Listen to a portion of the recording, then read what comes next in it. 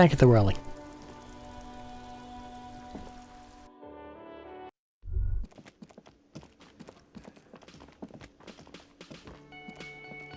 Interesting white rectangle you have there. Like shit. Your ruffled face reflects in the man's sunglasses. And I don't mean that as a metaphor. The last couple days have been rough. Oh, don't be so modest. We're looking at several months worth of damage here. Kind of a miracle you're still up and at it, to be honest. Oh, come on, Jean. It looks like it's been a rough week on him. It's not just this week. What you want? Oh, you're so friendly. Okay, so this guy is cool. He stands there like a statue, an angry statue, and he does not like you. 28% chance. Why not? Esprit de corps is low. You know what it is. It's like the two of you know each other. Just ask him. Tell me the truth. You know me from somewhere? Oh, I definitely know you from somewhere. Another life. From another life. From another life. A different life. Maybe the life of a police officer belonging to the ranks of the... Pauses. To what station do you think you would belong in this alternate and totally fictional reality? 41st. Okay. That's possible. Entirely possible. Now we're getting somewhere. It gives you a long, meaningful look and adds somewhere good. Let's talk more about that hypothetical Station 41 you mentioned. Oh, the hypothetical 41? Yeah, let's fantasize. He blinks aggressively. I'm not busy. You're not busy. Let's just play around. Do you have a crime to solve? Oh, no.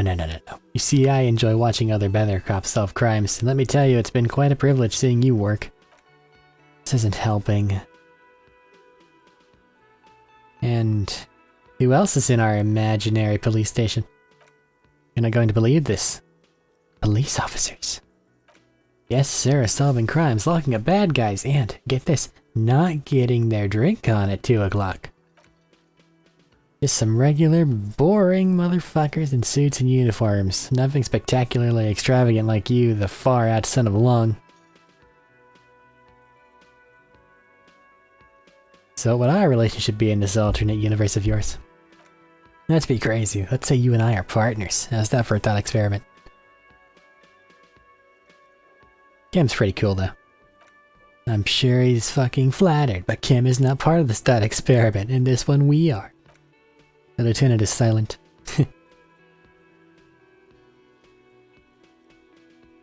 Seem like a cool guy. I'd love to have you. Yeah, you've been a bit of a drag, man. No offense, I could do better.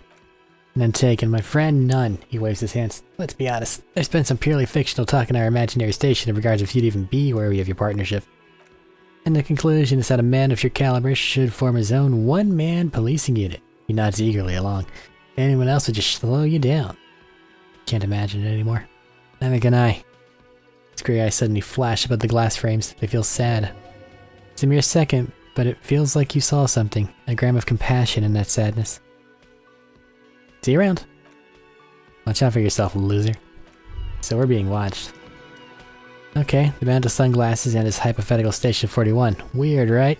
I know, super weird, right?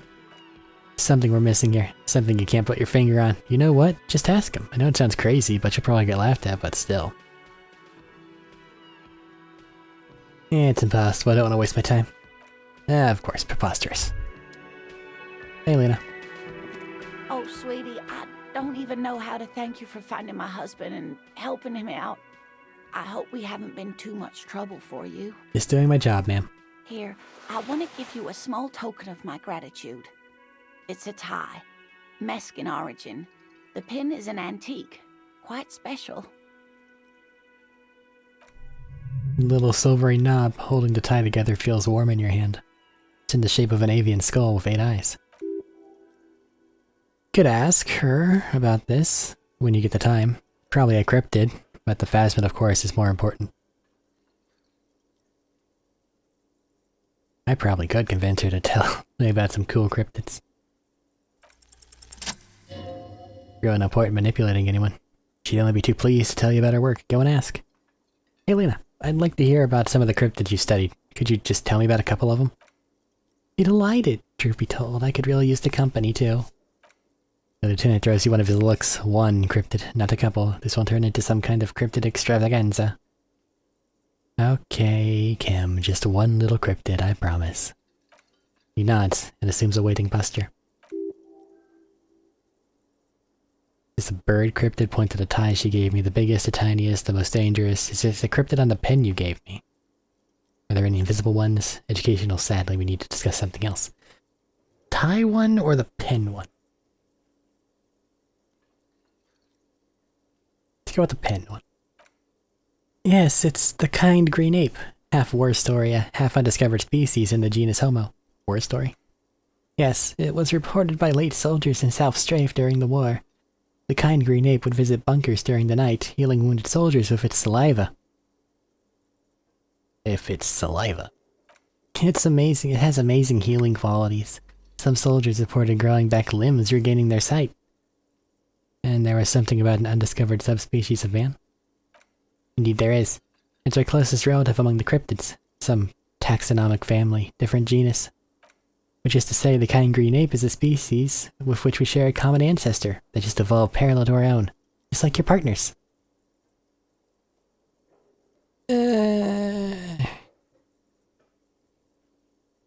Pretty sure Kim's the same species as us. To suggest otherwise is dumb.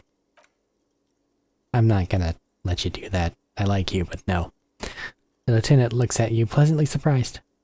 Oh no, I didn't mean to imply that. Zeolites are inferior. In many ways. She turns to the lieutenant. You're superior. For example, your earwax doesn't have a foul odor like ours does. A tremendous evolutionary advantage, I am sure. But perhaps we've had enough speculative biology for today? Very well. Let's not poke too deep in that if it's gonna turn that way. I don't want to get mad at her. It's probably not even like...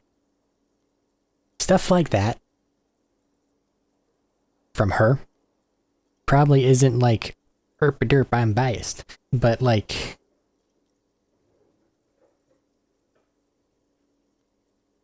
misunderstanding.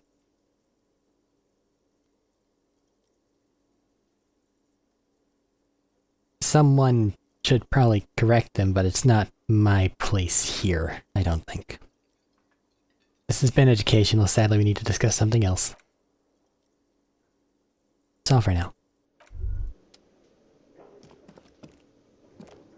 Well? I couldn't possibly shower thanks on you as enthusiastically as my wife has, but I am grateful for your assistance, officer. He tries to play it cool, remain professional, but inside the man is itching for some news on the traps. I checked them.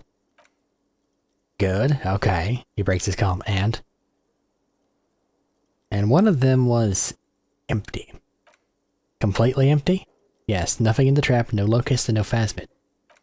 No locusts, but no phasmid either. It's not ideal, but...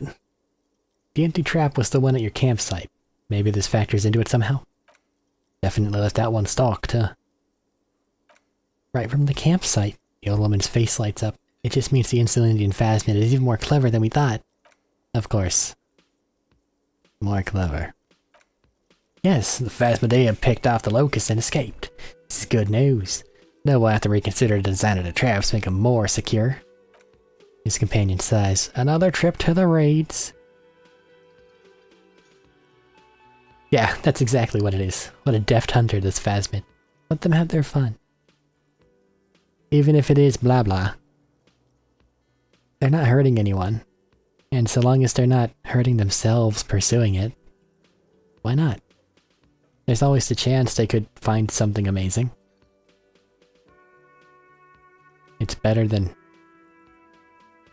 saying, oh no, dreams are dreams and dumb and there's no reason to try at anything.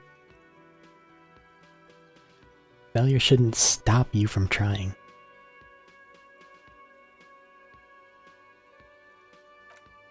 Of course, be sarcastic. Unless you have an alternative hypothesis, this is like the venture your mind stands.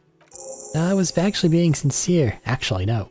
Excuse me for getting emotional. This is a big deal for us. It helped us twice now, and brought us some great news, too. My gratitude and the gratitude of Société Cryptozoologique de Revachol is yours. Heartfelt gratitude. But does it feel like closure? What really happened? Some kind of foul play might be afoot. Theft? Thank you. It's an honor, he says with a straight face, then turns to you. We should probably return to our main investigation here. This has been refreshing, but... Develop an alternative theory about the missing locusts. Ajaba? Considering the empty trap was disturbed as though shaken, most likely the hands of a young person hand-spawned to fit inside the trap. You should ask the red-headed boy Kuno. I don't want to say that out loud. Kuno may have stolen the locusts. A little hooligan? But what a child of bugs. A shadow of worry passes over the woman's face. Oh my dear Morel, you've been an old man for too long. Kids love to torment insects almost as much as they love the torment of old folks. I'll talk to him and see if anything comes up. Delinquent's my favorite. Oh, you've been such a dear to us. Please let us know whatever you turn up. I have a feeling we're getting so close. Well, I see you got all the help you need.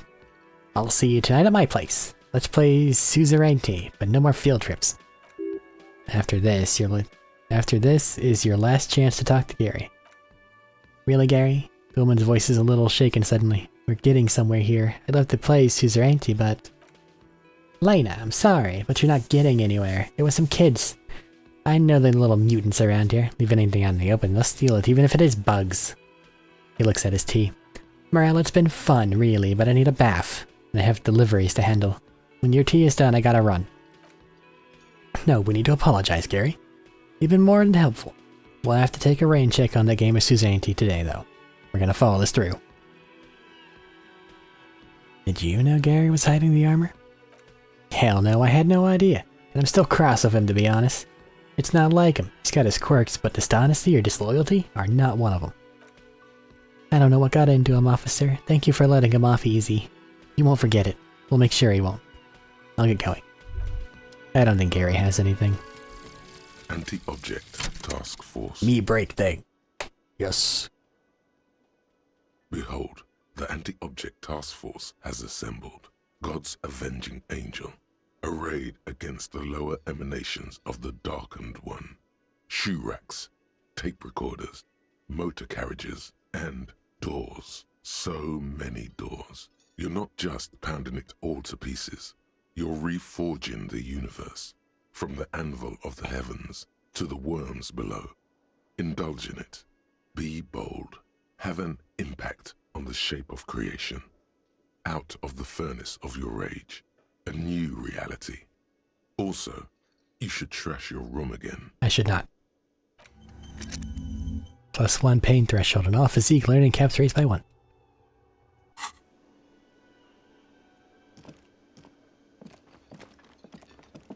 There's like some irritation at the top of my throat. I don't know why.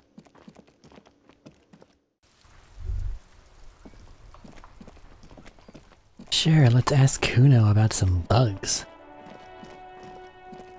Anything that this Keevan's involved in has gone great. Especially whenever that one's there. Kuno's like Kuno's dad? Kuno doesn't give a fuck about anything. You wouldn't happen to know anything about any missing locusts, would you? No, Kuno doesn't give a fuck about bugs. My god, told you that shit's lame. Shut up, say. Then I gotta take you to lame prison. She sounds like she's about to cry out of disappointment at Kuno's newfound lameness. What's this about? Deny everything, Kuno. You need to lawyer up. Kuno's not gonna say anything without his lawyer present. There's definitely something going on here. Remember the pig's head check? You should check it out. 58% empathy check.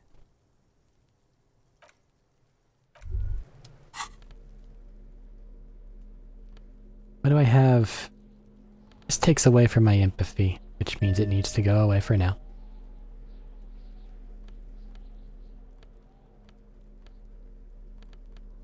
There's so many things that actually increase it.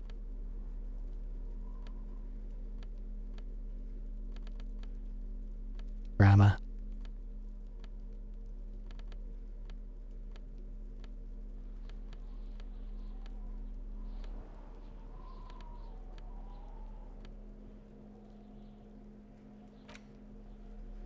The eight-eyed bird tie gives one the Inland Empire and Volition. I have a surprisingly low amount of undershirts.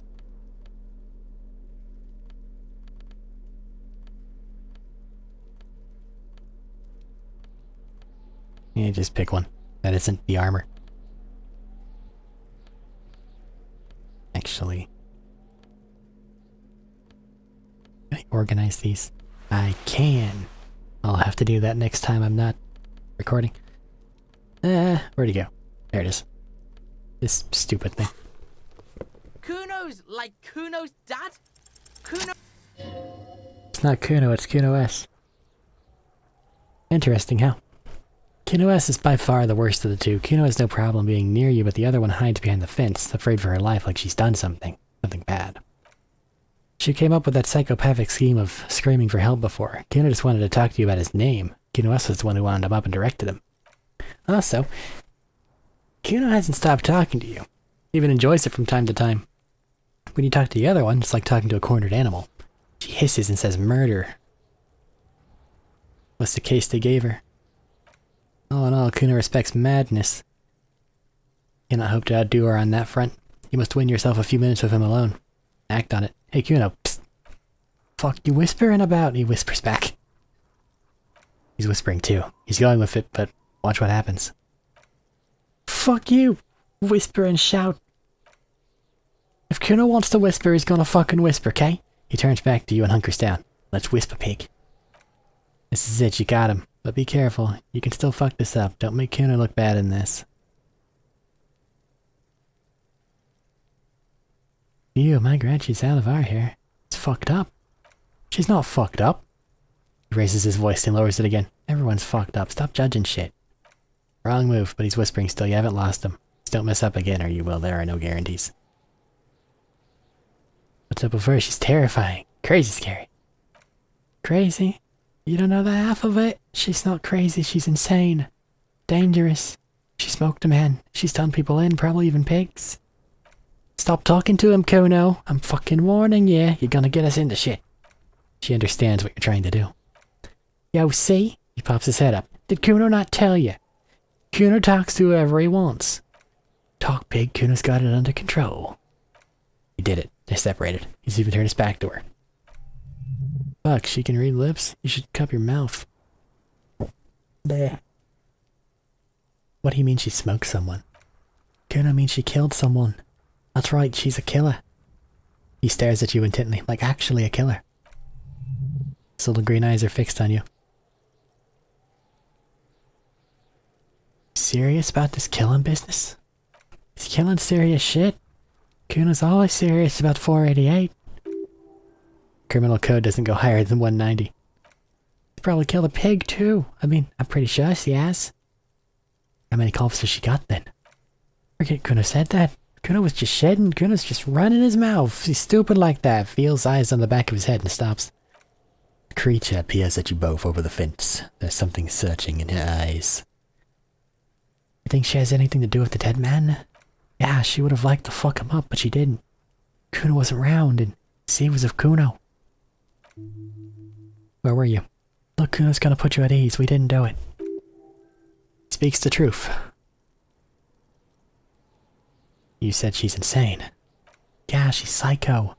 Not in a kitty psycho cat burning shit. She does the real deal. What's the real deal? Snuff radio shit. Believe me, pig, you don't want to know. What's that language she uses? Napakimi Fajari?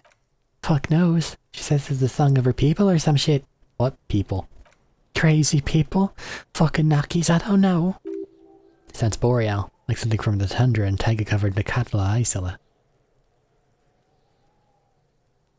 Do they have red-haired people there? You mean evil little red-haired people like her? Yeah, they do. Suris have that ginger gene. This isn't important. Sure, interesting things aren't important, only your cop thing is. Listen, man. We have dealt with people's genetic traits, and if that matters or not, and with Kim being our #1 example here, fuck that shit. We're continuing to say fuck that shit. Basic knowledge of region stuff? Sure. Where do these traits come from? Gotcha. Does it matter for them as a person? Not at fucking all. Is she your sister? Fuck no. She ain't my sister. She's just a stray who got in. Like a mad dog or some shit. Stray. Yeah, she was just here. Points to the apartment behind her. She was just there. He points at the apartment building behind the fence. What was that, Kuno? The little one twists her neck, looking at the building. She was at the hallway, dripping wet. By the fucking shoe rack in the dock. Why was she dripping wet? Kuno's got no fucking idea. Her hair is all wet. I think she pissed on the floor too. She was there for 3 days in the corner. Every time Kuno went out. You said she got in? How? I don't know. Someone left the door open. Kuno comes in and she's sleeping under the desk like a pile of clothes. Under a pile of clothes like a dog. What about your parents? Kuno's dad doesn't give a shit. Doesn't even see you there. Well, thinks he's fucking Kuno. He points at himself. Shit's all on Kuno. How are you dealing with all of this? How's Kuno dealing? Kuno's dealing just fine. He doesn't need you fucking with any of it. So you don't either. Kuno's got this shit under control. He spits through the gap of his front teeth. If you need backup, I'm here for you. Listen. He points to his eyes and yours. C is Kuno's go-to.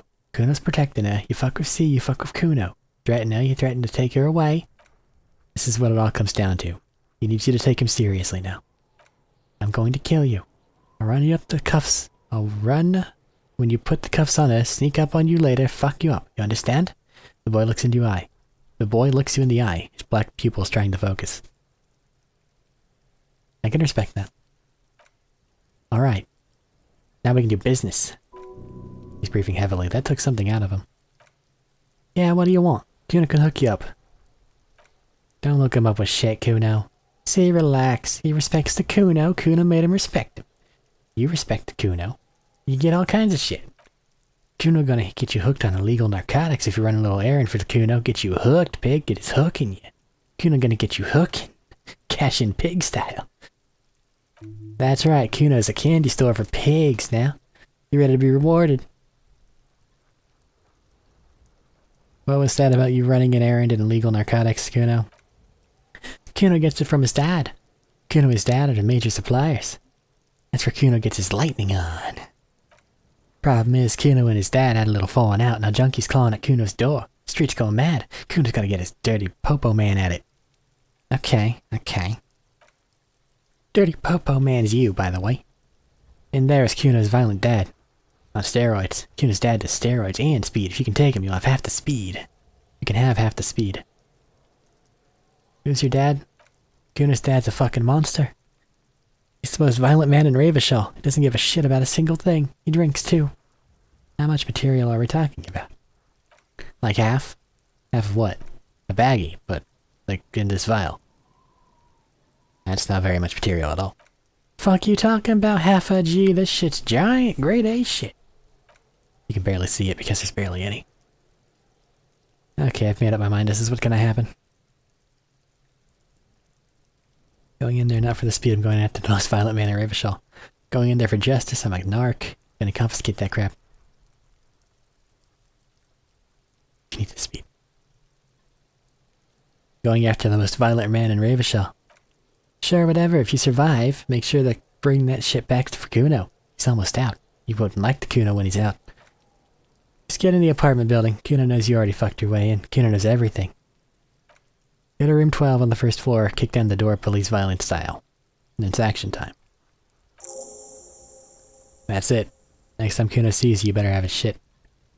The hell are you signing us up for? Need to get drugs away from a minor. Okay then. I'm off.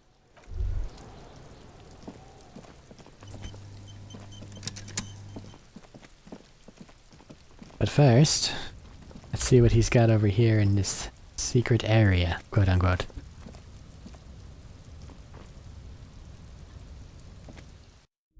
Because they did mention the possibility of bugs crawling with locusts. All around you, the hisses and chirps of locusts fill the musky air. The earthen floor of the shack has been shaped into mounds of mud, about as little holes for windows. A detective, it appears you have solved the case of the locusts, or the missing locust case, which is a subgenre of the imaginary insect case, so at least that is going well. Precisely what I was thinking. Yes, I feel we're nearing a real breakthrough. Do you think the Insulindian phasmid's nearby? If anything, the presence of the locusts points to the opposite. The phasmid did not take the bait from the traps, it was Kuno. The phasmid does not exist. But what do I know? Let's see if we can get him to not do that anymore. It's hard enough to be a cryptozoologist when you also have to deal with, you know, room 12 on the first floor, huh? Gotta run all the way around.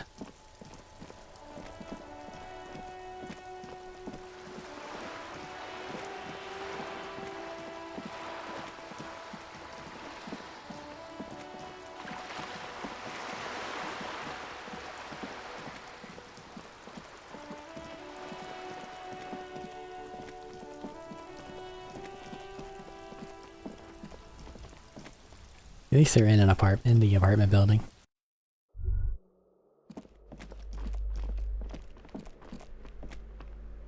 Is this it?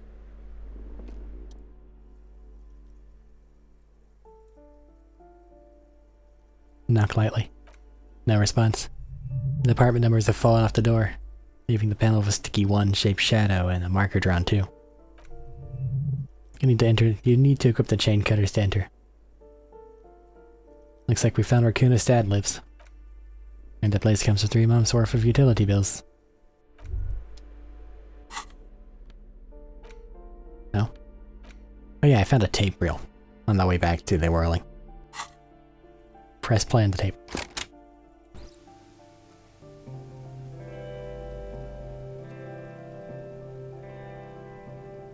Keep it at distance and wait.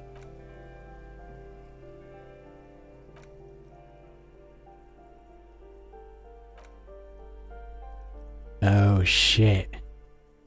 This is the thing we need the karaoke for. Yeah, we can.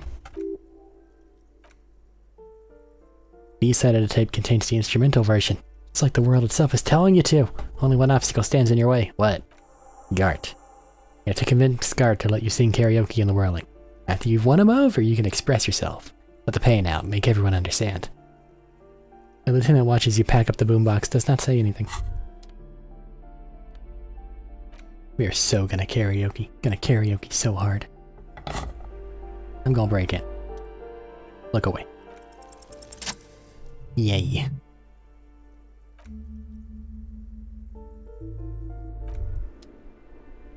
This is something is kind of a police work situation. That's just mine. You didn't see shit. Kyoto the Router is the name of an unfinished homework Kuno sort of case from 2 years ago. Phone book lies open on the table, covering a stack of utility bills. Right next to it in plain sight is a small bottle of amphetamine, conveniently equipped with a straw. Lieutenant, I've located psychoactive substances on this table. Confiscate it. The minuscule amount of amphetamine doesn't interest the lieutenant in the slightest. He listens instead to something in the other room. Yoink. Snoring. Bossy erotica.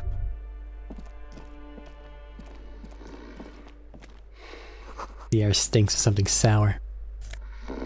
Steal this man's pants. Fuck yes. How do you wake up and fight someone when you discover that they're wearing your pants?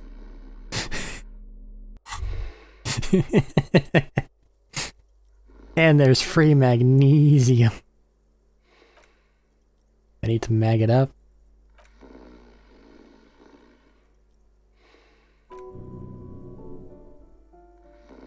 Become a magnesium-based life form?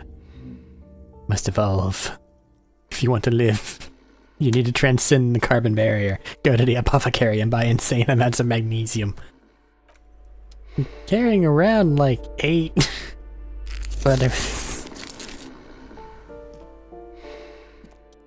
a bundle of clothes heaped on the bed. Stained parka, some towels and a duvet. Some socks even. In the dark it looks like a nest. Look at the pile of clothes. Slowly reach out your hand. Something underneath there is breathing. It's not too late. No one's gonna blame you for backing out. You don't have to do this. Just get out. Extend hand. Your hand touches a greasy duvet, covered in cigarette burns and ketchup stains. You hear a growl. There's something alive underneath it. It's deep in suffering somehow. Pull the blanket off. You see a 60-year-old fat red-headed man passed out from large amounts of alcohol. God knows what else. The smell of shit rises from his mouth. You don't have to take him down, he's already down. This thing even alive? I'm afraid it is. It moves. He points to a fleshy lump sticking out from the other end of the blanket. The limb seems to be twitching from time to time. And look, the other foot's camouflaged by a striped sock bearing the name Max Tour on the sole. 3 toes are poking out of a hole. Max Tour is a gas company. He's wearing free socks from a gas company. They probably came with the bills. A groan rises from the man's throat, dry like a death rattle. He's trying to say something in his sleep. 97% chance! Not a failure. The man groans again, but his tongue keeps failing him. It's impossible to make out the syllables. A hand emerges from the blankets trying to gesticulate something. Then it dawns on you clear and surreal. Pigs, he says. He's trying to call you pigs. What'd you just say? His hand falls back in the bed, limp and defeated. A loud snore escapes his mouth and he's asleep again. Least he got to say his piece. Is this Kuno's father? Judging by the color of his hair, I would say yes. Lieutenant's right. The man's unwashed hair bears a familiar ginger tone. Even the hair on his chest is coppery. Light from the window falls into his half-open eyes.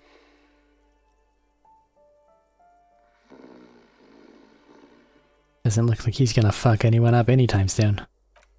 It really doesn't. This looks very hard to recover from. This man won't be feeding his family anytime soon. Not that he was, but at least he won't be beating his son. A pair of half-open eyes... A pair of half-open bug eyes are staring back at you from the dark, empty, and frozen. A pair of half-open bug eyes is staring back at you from the dark. Empty and frozen. It's clear that the person behind them is not awake. Top of his eyes. Can't you tell? It happens to exceptionally committed substance abusers. They fall asleep with their eyelids still open. Not a pretty sight.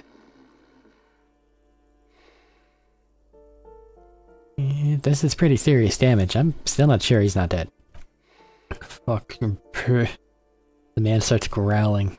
Every word managed to escape his mouth along with a strong stench of alcohol. He's trying to communicate. Should we help him somehow? What is there to do? We could turn him on his side so he doesn't choke on his own vomit, but he's already on his side. Nod. We could take him to Remedy or Saint Baptiste, but he does not have the money for medical services. The almshouse will turn him down. They don't do charity for people who are trying to kill themselves. Besides, he'll be dead in a few... Lieutenant stops, listening. Pile of blankets grunts miserably. Took your drugs, old man. Only heat emanates from the sleeping body.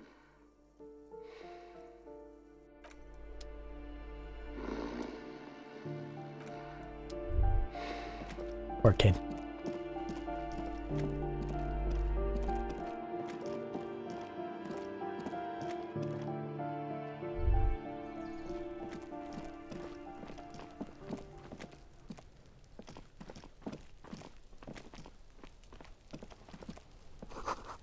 Hear the sound of running water. Someone's washing dishes.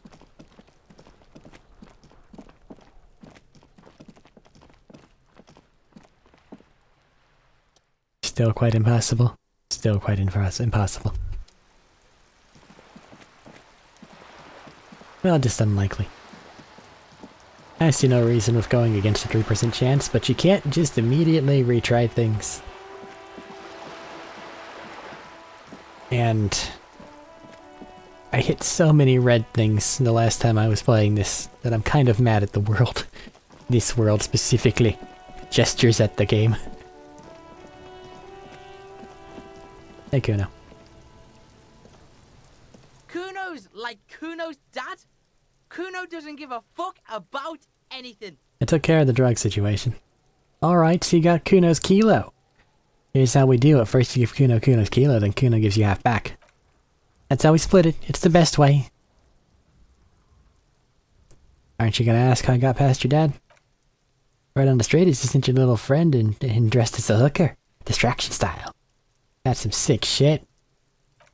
Not a single muscle moves on the lieutenant's face. Kuno wants to hear all about it, but first we split the kilo. Then we shoot the shit.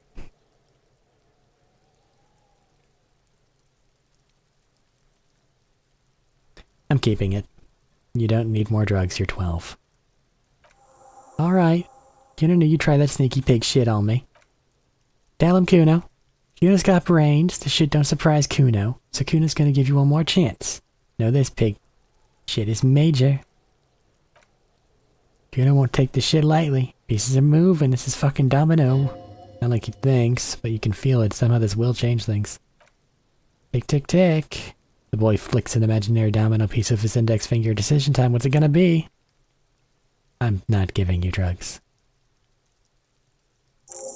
Alright. Fuck the Kuno. Kuno got fucked by the pocket pig. Just when we were getting our business on, the pig throws it all away. Told you we can't be trusted. Relax, see, we got plenty of kilo on the ground in the tree. This ain't about that. This is about you and Kuno. Now everything's fucked between us. How you gonna make this up, huh? And true, if Kuno doesn't really believe there's anything you can do to make up for this, the damage is irreparable.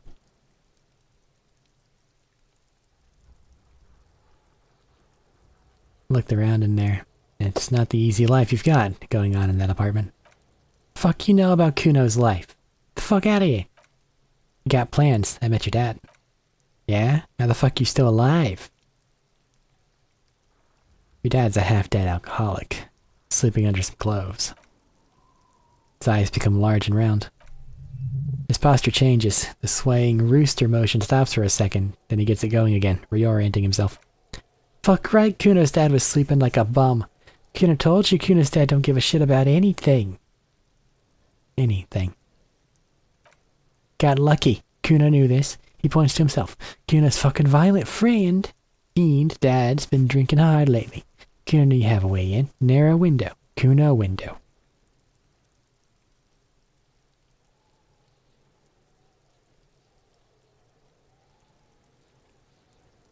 Kuno window. Come on, kid, just stop. Stop acting tough, kid. You don't have to be scared of him anyway. You don't have to be scared of him anymore. Whatever scary thing he might have been, now he's nothing.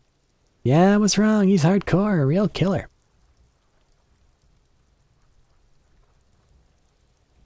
Whatever he might have been, stop acting tough, kid. You don't have to be scared of him anymore. Kuno's not fucking trying to be tough. Shit's real. Kuno's fucking violent dad's gonna be a vegetable. Kuno knows that shit. Stroke, shit, stomach, fucked up, and Kuno's gonna go out like that too. Gonna be just like Kuno's violent dad. Speed shit, crime shit, fucking on the bed, go out West Ravenshaw style. Stop saying all this sad shit, Kuno. The whisper comes smaller than usual. There's a touch of grief in there. Fuck you talking about, sad? The kid breathes in and out like a boxer. Kuno's got hard shit. Deaf shit. Nothing shit. You don't have to turn into that. He punches the air again. Get your fucking nun ass out of here before Kuno fucks dead. Another punch? You think because you took Kuno's speed, Kuno's gonna stop like a... Kuno ain't turning into shit. If he doesn't stop soon, he's gonna collapse. He's right all over. Kuno won. You've won, Kuno. The relief is palpable. The little hat jumps up and down. He did not win. There's a crack there now, and it's spreading across the face of certainty. There is a textbook with your name on it in the apartment. Yeah? So fucking what? It says Kuno, not Kuno. Kuno de Reuter. Fuck you talking to Kuno about that kitty shit. I like it. Kuno. He's trying to fuck you again. Fuck out of here. Kuno's nose is fucking lame. That's why Kuno changed it. Don't change your name into that. There are a ton of unpaid bills. Fucking right there were. Fucking 3 years or some shit. Let me guess. Kuno's dad doesn't give a shit about them? Yeah, that's right. He swells with pride. Kuno's dad doesn't give a shit about that electricity and lights. He just wants to pound on people and drink. It's no place to live. That's right, it's a shithole. Kuna's gonna move underground. Leroy Moon shit. Ancient shit. Live in a fucking catacomb. In a tomb, Kuno. Like the little one seems overjoyed at the prospect. I did right not to give you the drugs. That didn't change shit, pig. They only made things worse. Fucking social worker shit doesn't work. Doesn't work. I know you took the locusts from the traps the cryptozoologist set up. Yeah? Kuna took the bugs, so what? So it wasn't the phasmid. You say you don't give a fuck about bugs, and you go and build a whole bug town? It's not Bug Town, it's a city of locusts, he says, enunciating every syllable. A city of locusts. Locusts aren't just bug shit. They come out of the sky like a fucking shadow. Shit descends. Stop. She wails from behind the fence and buries her face in her hands. You stop. It's like they're fucking night. Locust City, Night City, City of Rage. The girl forces herself to watch again, the corners of her eyes twitching from discomfort. The lameness is causing her physical pain. The damage may be permanent. City of Rage sounds like a cool place. Kuno, the pig wants to help you. That's how lame it is.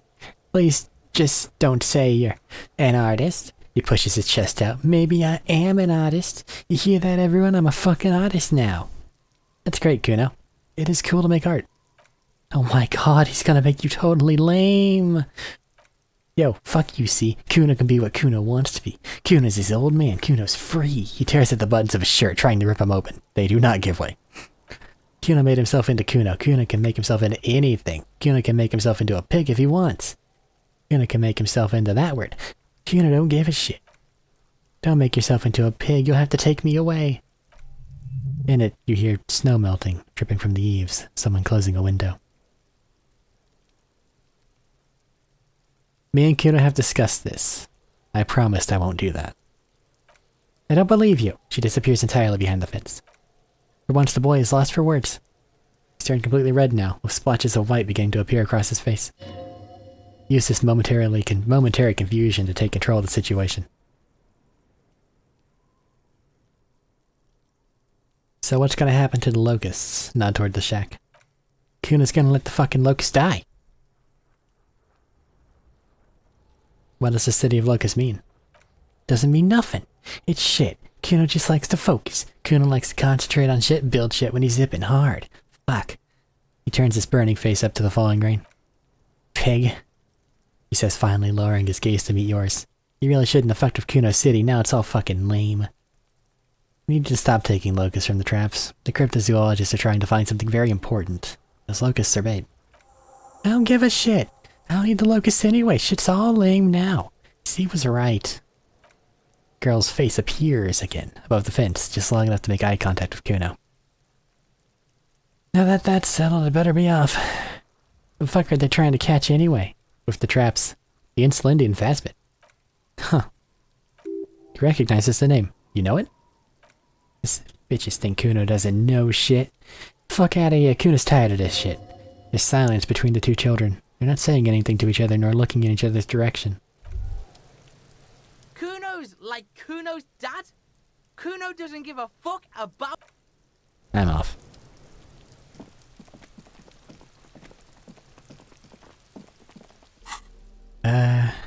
Undershirt. I probably don't need the +1 to physical instrument.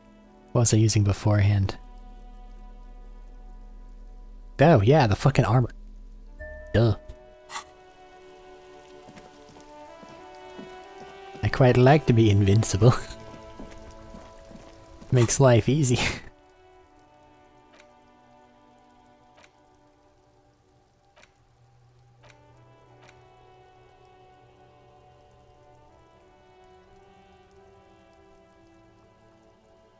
Socioeconomics. Having it gives me -1 and a -1, but picking the options give me some experience. I think the two -1s aren't helping, and I have to forget it. Even if it itself is not bad. Magnesium-based life form internalize? It's the only one I'm allowed? Now I can do it anyway.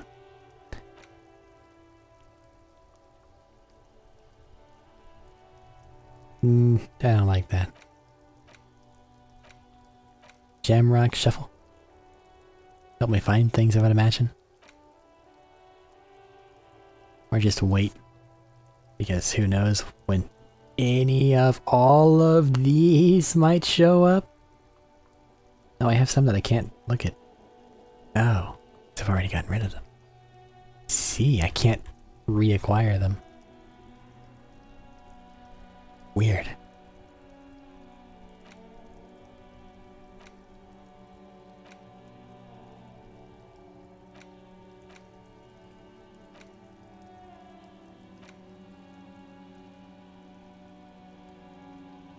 This might increase my, like, perception or something.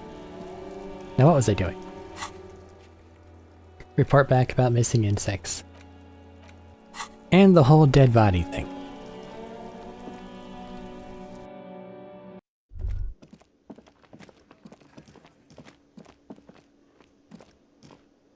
Oh, hello, sweetie. So nice to see you again. That's all for now. Hello, officer. I think I almost have it. A new trap design, that is. I know you're skeptical, but I have a good feeling about this. I had a chat with the kid. He promised to stop stealing the locusts. So it was just a kid. Purses his lips, crestfallen. Thank you for telling us, sweetie. Turns to smile gently up at her husband. This is good news, right? It means we can try again.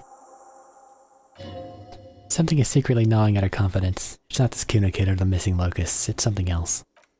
Yeah, you're right. We just need to restock the empty trap, then we'll need to inspect the traps again, and then maybe we can... The aging cryptozoologist breaks into a hideous coughing fit. He has a 38-degree fever. His resilience has given way. She looks at him with tender concern. Darling, I told you to take it easy. You're getting sick. Maybe it's time to go home. You're right. You're right. He breathes carefully, not to start coughing again. We can come back next season, when it's warmer. There won't be a next season. Not for this. Find the Phasmid or admit defeat, people. Man, I'm really feeling this is costing time on my main investigation. It's not worth risking your health. You should call it a day and go home. Not for the help, but I have my own thing to do. Damn it, maybe I can still restock the trap for you. Come too far to quit. I'm gonna restart the trap. Let's do this! Getting really carried away with this, aren't we? Fine, it is better than having these people get pneumonia on the coast, but after this... Really, it's too much to offer. What morale means is we're grateful for your help. Here's a fresh batch of locusts. They slide right down the funnel and make a lot of noise whenever they go into your inventory. We will definitely mention you should this lead to a discovery. Not talking co-discovery, of course, but... Co-discovery? You'd be famous! Show them all. This does tingle the pleasure center. This would show them all. We need to get you on that list of discoverers, no question about that. I'll be going now.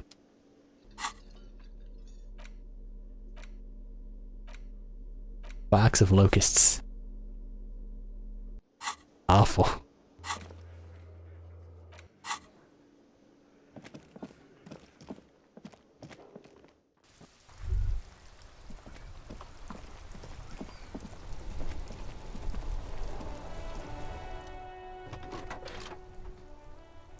Pick up the radio. Frequency tableau lights up and a green button labeled Prime Line glows like a feline eye. Did you hear something? Soft purr of electrical kittens. Radio waves cast far and wide over the metropolis. A woman's voice greets you through the static. This is Precinct 57. Hello, Lieutenant. How may I assist you? Hello, Alice. Please assist our colleague from the 41st Precinct here. I'm putting him on. Operating the radio is easy. Just be confident. You've probably done it 1,000 times. Hi, Alice. This is the officer from the 41st Precinct speaking. Nice to meet you. This is Officer Alice Demetri, Precinct 57. How may I assist you? Under the green prime line, a yellow save button captures your eye. I wonder what the lieutenant's default radio station is.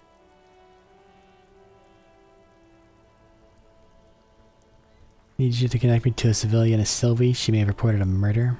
Connect me to the Jamrock Public Library. Need to report a dead body on the Martinez Boardwalk. One moment. Can you please describe the body? Age, sex, cause of death? An unidentified middle-aged man, height 170 to 105 centimeter, dark hair, medium build. Looks like he slipped. Fell through the hole in the boardwalk and hit his head. We suspect he might have been inebriated when he fell. There were bottles around him and traces of vomit on his shirt. Any signs of violence? No, it looks like an accident. No field autopsy necessary. You can hear her quickly typing in the background. What about his belongings? Did you examine his clothes? He was wearing boots, trousers, and an old leather jacket with a bright blue lining. I found a library card. Any information on the library card? It's from Central Jamrock Public Library. It belongs to someone named Billy Majan. Good, you have a lead. Do you and Lieutenant Kitsuragi want to take the case, or should I assign it to someone else? We've got it. I have assigned the case to Lieutenant Kim Kitsuragi. Please follow up on this library lead to identify the man. We will send someone to take the body to the morgue. That is all for now. Thank you for reporting. Is there anything else I can do for you? Connect me to the Jamrock Public Library. Hold on, officer.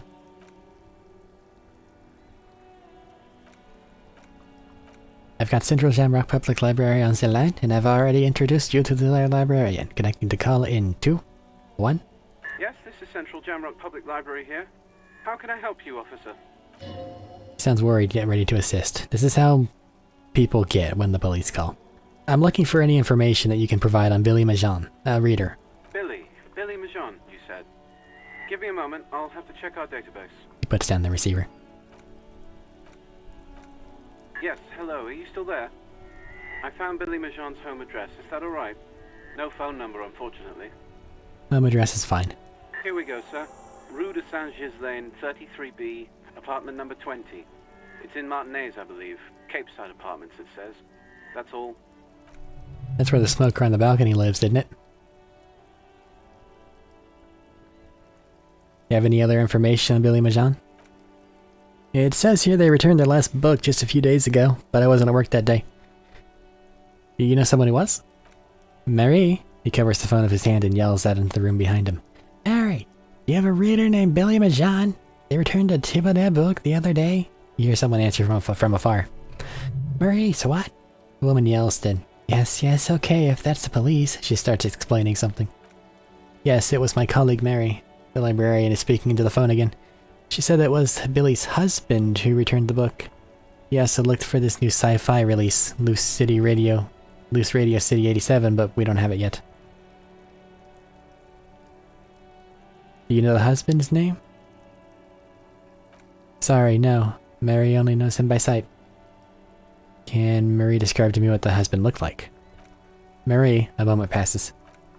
She said it was an older man, and that she's pretty sure he had a drink or two the last time she saw him. What was he wearing? 1 second. She wasn't really paying attention to that. So Billy Majan is a woman, not a man. How'd your colleague know that it was her husband? Marie knows Billy. She's been working here longer than me, something her husband returned. Sometimes her husband returns some books for her. And he goes for a little drink later on the lookout. Thank you, that's all from me. I have no other questions. Happy we could help. Goodbye, officer. Anything else you need from me?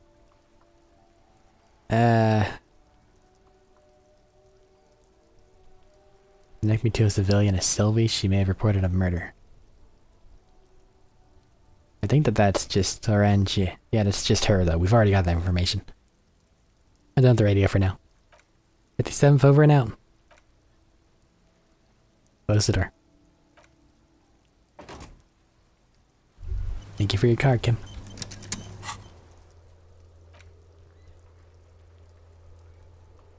Apartment 20.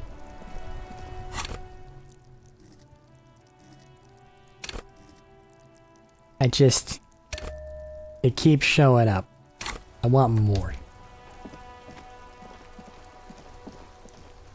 That may bite me. Actually, I should save. Just in case I die. Also, apparently whenever you save in this game, it just keeps track of where that save was. So even though I'm treating this like a save file, because the first save was in the Dreamscape, it will always be Dreamscape. Day 1. Even though it's day 3?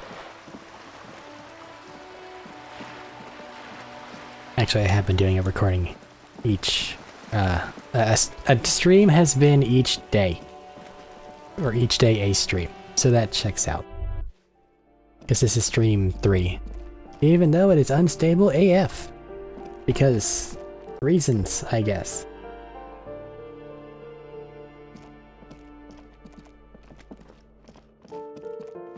Don't know why.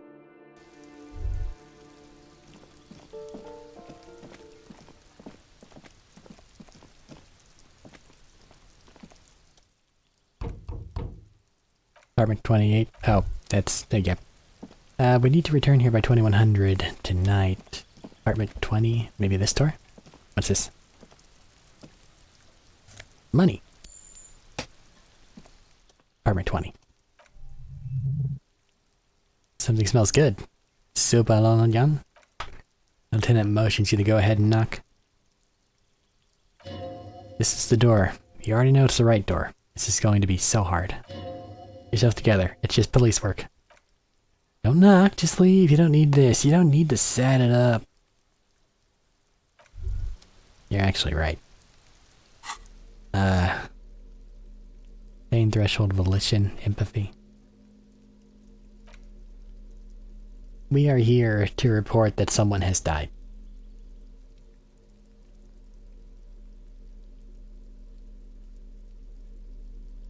There is no way that that is going to go smoothly.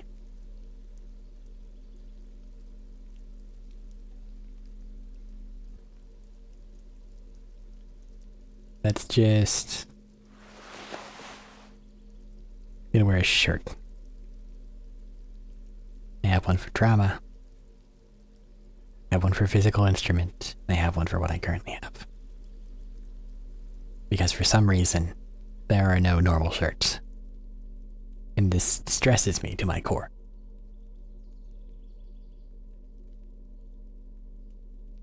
Why are there no normal shirts?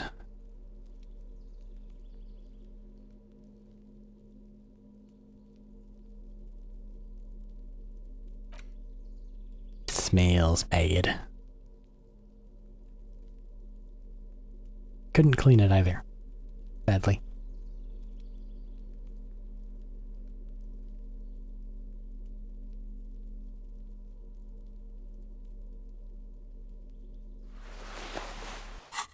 It doesn't take away from that. I gotta do it.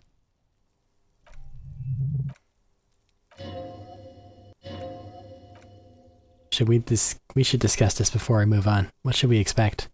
You're right. Let us talk this through. You hear light footsteps passing by the door, some folk music playing on the radio. We have our first preliminary identification. In all likelihood, the deceased is the husband of Billy Magine. We need to confirm this, as well as deliver a death notification to Billy herself. Now, delivering a death notification is never an easy task. There's a reason why it is often called the most stressful part of our job. This is why it is usually done in pairs. You've got this. I will be monitoring your reactions, ready to act if necessary. You have any advice on how to tell her? Dead? Just don't say that. You know how they feel. You don't. Good advice. Alright. Hello? Who is it? A voice calls from the other side of the door. Is this Billy Magine's home? This is the police. Please open the door. The police? A moment, please. Give us a moment. Tidying up, nervously. There's fear. Come in. The door is open.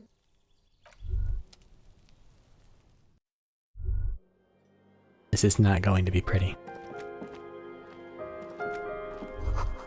Empty pack of Red Astra cigarettes hidden under the bed. Same brand you found in the trash next to the deceased. Packages of humanitarian aid macaronis. Windows covered in old newspaper clippings. A chalk-drawn height chart for children's growth over the years. Posters of contemporary pop stars. Clock ticking away with an odd cheerfulness. Kids' room. 2 small beds. A textbook for high school mathematics. Trigonometry, most really. Ticking makes you anxious. I also don't like clocks. Like the big, loud ones. Once you notice it, you can't not. Hey, you're the person that was reading a book the other day. It's you from the bookstand.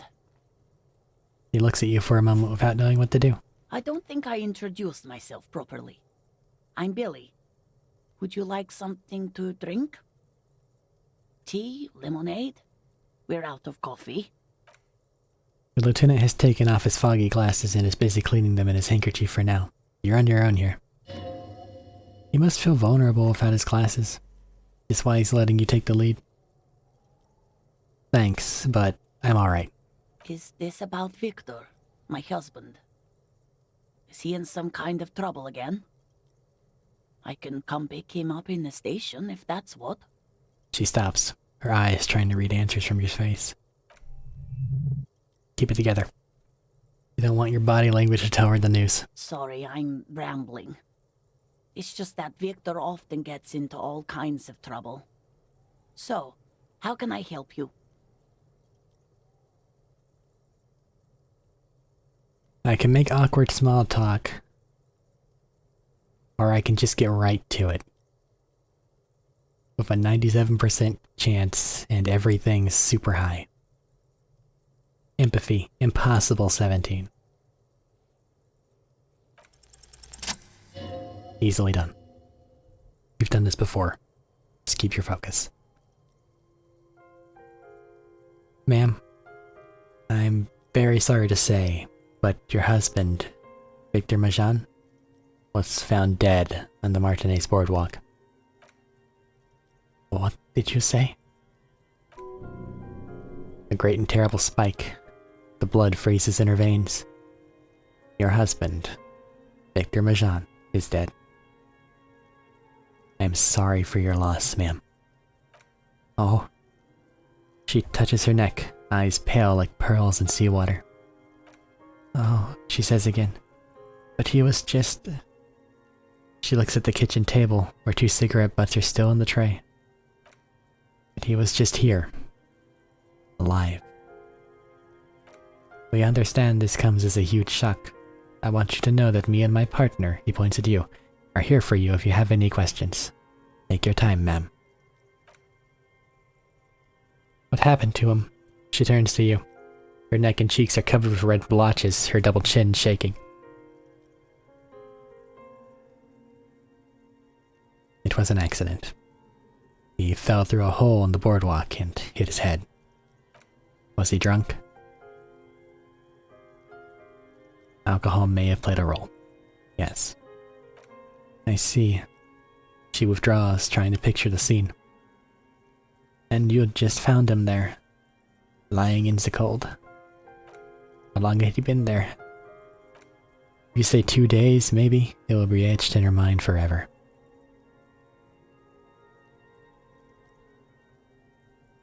It's hard to say at this point. She blinks, eyes welling up with tears, as her hand starts searching for something from the pockets of her dress. A handkerchief. No words. Just give her the lieutenant's handkerchief. A small, terrified smile quivers on her face. As she takes the handkerchief and wipes away the tears, she looks disoriented. Is there anyone we could call for you? A friend? Family member? Someone who could be here for you? No. She breathes in. I just need to tell my girls. The air gets sucked out of her lungs suddenly. Burns like acid. God. Should I call them? Should I tell them to come home? No, a day. No. Take a day to recover. You'll be better prepared when they come home tomorrow. Good. That's probably the right thing. Thank you. She nods, but with a wretched expression. Just tell me, what do I need to do next? Where is he? Can I see him? We've taken him to the city morgue. The local coroner will be contacting you shortly to arrange the funeral. Here's his number in case you want to contact him later. He hands her a leaflet with the morgue's contact information. Very good call. Is there anything else that the RCM could do for you? No, I'll call you if something comes up. I'm still... She rubs her face, runs her fingers over cheeks that have become numb. Thank you. She looks down. Thank you for telling me. I'll call if she runs out of breath. These are her last reserves of strength. Her muscles will give in soon. Already, she starts to shake. Again. I'm very sorry, ma'am. The lieutenant nods at the woman, then looks back at you, his voice lowered. We should step outside and talk. Set the library card by her. Leave the room.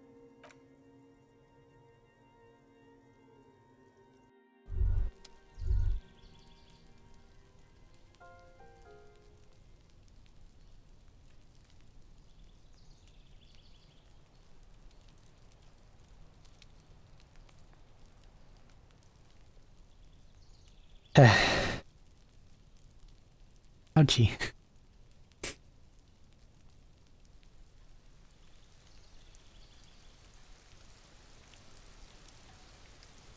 Okay. Hi, Kim. You did well. The lieutenant says as soon as you've left the apartment. The balcony feels cool and quiet with a stunning view over the district. What now? I'll call the station when we're finished with the day and let them know the name of the deceased. That it? That is it. We should get back to our case now that our duty here is done. And Billy and her kids? They'll manage. They have to. It's not your place to live their lives. Right. This is close then. Let us go.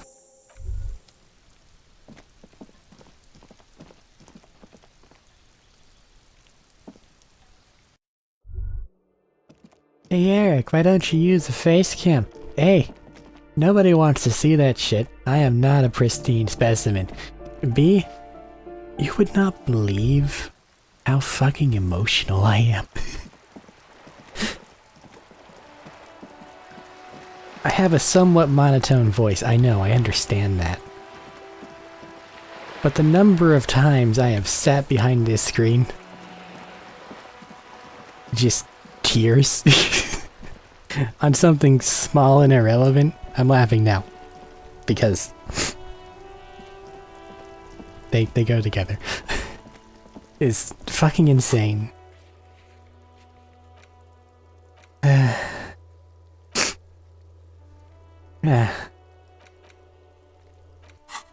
Let's go back to the traps.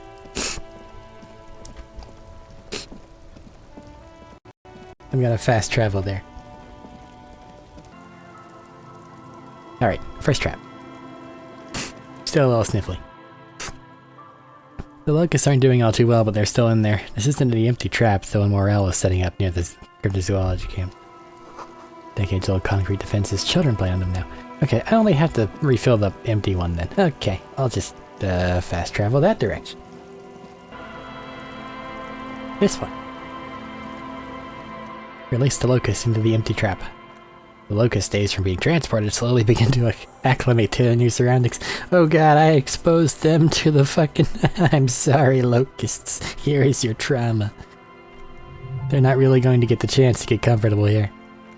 Good, now that that's done, when do you think we'll return to our impending apocalypse of a murder investigation?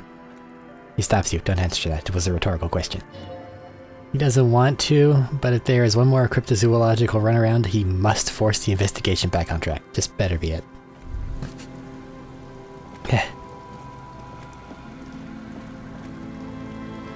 Where the hell did the person go?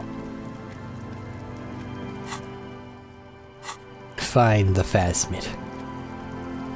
I will do all I can. That phasmid is almost analogous for dreamers at this point. No? Perception. The remaining windows rattle from the strong gust. Lieutenant, can you make out what's inside? No. I won't even try. You know, he takes his glasses off. I had a partner once. They called him Eyes because he had to show me things. It's that bad. This partner of his, Eyes, things didn't end well. It saddens him to say his name. Don't even ask. He won't answer. Maybe some other small talk. Can you still shoot though? Well enough, actually. It's odd how that works. I'm no sharpshooter, but I passed by my shooting courses 7 out of 10. But I don't get to look inside? Okay, sure, fine, whatever. I've got great perception. Look at this shit. It's a 7. It's a million. I can get an 18 from an 11. Like, holy shit. That's cool as hell. Huh? Sign reads St. Broom. 1147. Haven't been in the church yet. Dusty pews in the shadows. Many seem to be missing. An altar shrouded in dark, or something like that. Too dark to tell.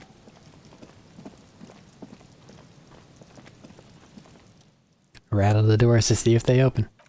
Nothing happens, only the sound of padlock rattling against the door. I do not think that's going to work. You think our suspect is hiding inside? She might be. It's worth checking out anyway. The lieutenant nods silently.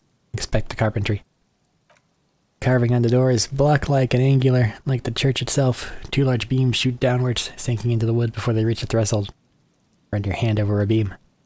Smooth from the wind, but moist to the touch. The padlock? Cheap looking. It'll be easier to break the lock, break the staple than the lock. Also stickier. That sticker is interesting somehow. Look at the sticker. See a yellow circle, 2 X's and big curve between them. Looks like a mouth. Pretty sure you haven't seen it before, but what the symbol depicts is clear enough. A smiling dead guy. The curve makes it smile and the X's make it dead. Have you seen the symbol before? Takes off his glasses and uses a blue handkerchief to thoroughly wipe them clean before inspecting the sticker. Something up with your glasses, buddy? Then he looks up, pauses, and replies. No. What's it look like to you? Looks like a dead man smiling. Suggests junior delinquency. What's suggestive of junior delinquency here? I have not seen that sticker before, and I am not a youth. Peel it off without ripping it? Nothing like the sound of a sticker unpeeling. Now it's stuck to your thumb. Put the sticker in your ledger after the last entry where it belongs. Put the sticker on your ledger, right on the cover. Yeah, put it on it. Voila, looks modern. The staple. Padlock passes through a staple that's been hastily attached to the wood. Closer inspection reveals that one of the screws is not a screw at all, but a nail. The work has been done recently, and is unprofessional. Should you want to get through it, it'd be easier to just pry the thing off. This is where Mr. Prybar comes in handy. Maybe we should circle the building first and look for another way. I've seen enough mistreatment. Should we start with that kick drum coming from the ice? I heard a sound before. Yes, it's a pulsing sound. Sure a sign of delinquency, but urge to destroy. Rising. Right now. Oh, it wouldn't even be hard. No, no, no. Must resist. Fine, I'll investigate the shit on the ice. I think it's been mentioned about 3 times now.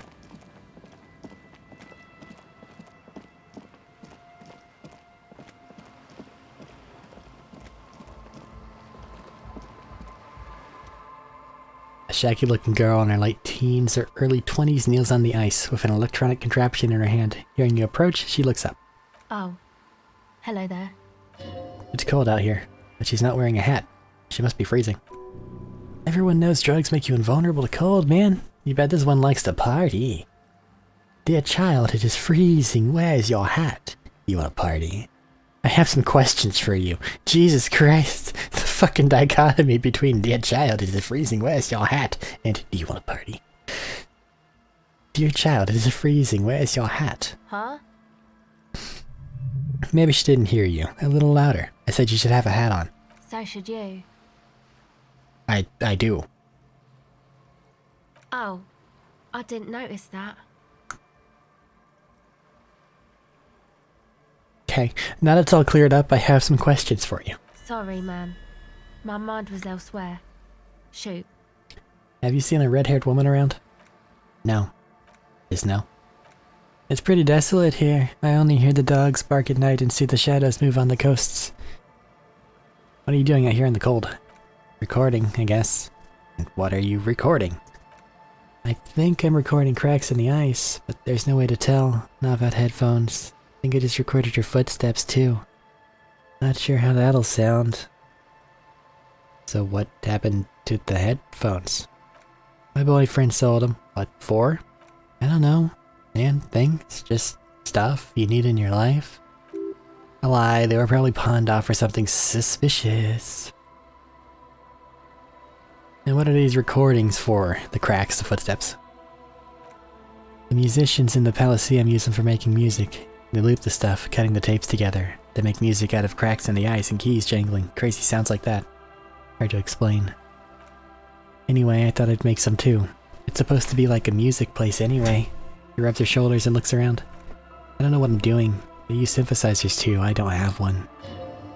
She looks at the recording device, the thing she thought would fill her hours of joy and escape, turning out to be an empty fantasy.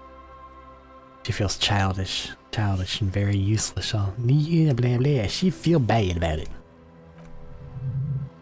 A sharp drop in endorphins was visible, like a warm blanket has fallen off her shoulders. The wave of chill, the quivering jaw, indications of a drug high. Take this, you're cold. The lieutenant begins to take off his jacket. No man, fuck that. I'm cool. Sorry I said that. The fuck. Okay.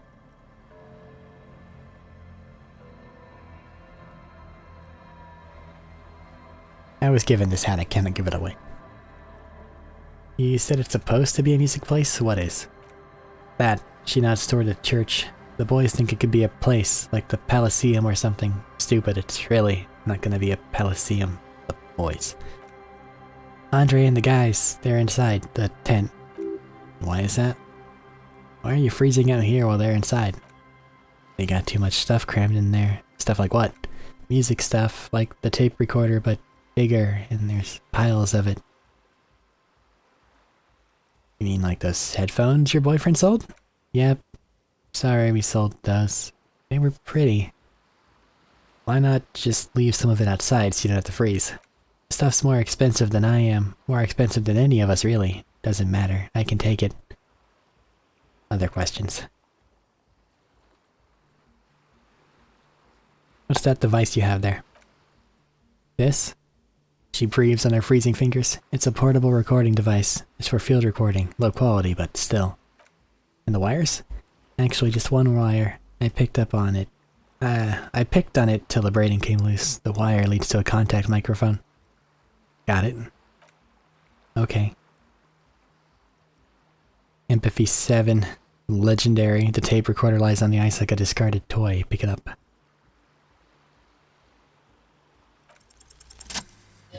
Legendary success. The device is still warm from her touch, and heavy as a brick. From the batteries inside. The company logo Omicron adorns its yellow plastic cover. Inside, the tape is rolling. The girl looks at the device in your hands.